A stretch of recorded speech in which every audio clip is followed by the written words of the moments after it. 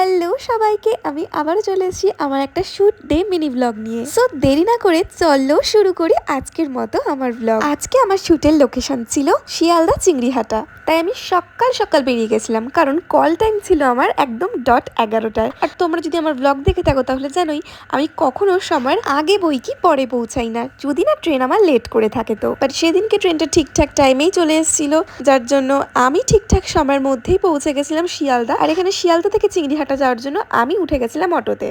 আর তোমরা যারা আমার ব্লগসগুলোকে ফলো করো তারা ডেফিনেটলি এটা লক্ষ্য করে থাকবে আমার সামনে কোনো লক্স কাটা ছিল না। বাট এখন এই ভিডিওতে দেখে তোমরা অবাক হয়ে যাও না, কারণ আমি নিজে নিজে পাকামি করেই লক্স কেটে ফেলেছি বাড়িতে বসে। জানি খুব একটা ভালো লাগছে না, বাট বাড়িতে বসে বসে হচ্ছিলাম আমি বোর, আর নিজেকে একটু ডিফারেন্ট ভাবে দেখার জন্য একটু ফার্স্ট টাইম আমি ট্রাই করে দেখলাম। এদিকে তোমাদেরকে আমি আমার কাহিনী শোনাতে শোনাতে আমি আমার প্রপার শুটের লোকেশনে পৌঁছেও গেলাম। আজকে আমার শুট ছিল মমিতাদির বাড়িতে। সো গিয়ে ফার্স্টেই এরকম আমি ট্রান্সফর্ম হয়ে গেলাম, কারণ আমার base makeup, dress and half jewellery complete হয়ে গেছিল। তো আমি হেয়ারের জন্য এখানে বসেছিলাম, আর এখানে আমার হেয়ারও কমপ্লিট হয়ে গেছিল। তারপরে আমি বসে পড়েছিলাম শুটের জন্য।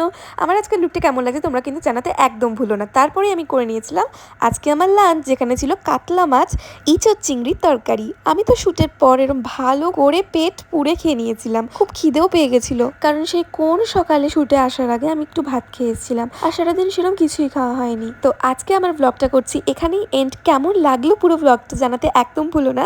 দেখা হচ্ছে next video. Till then bye by.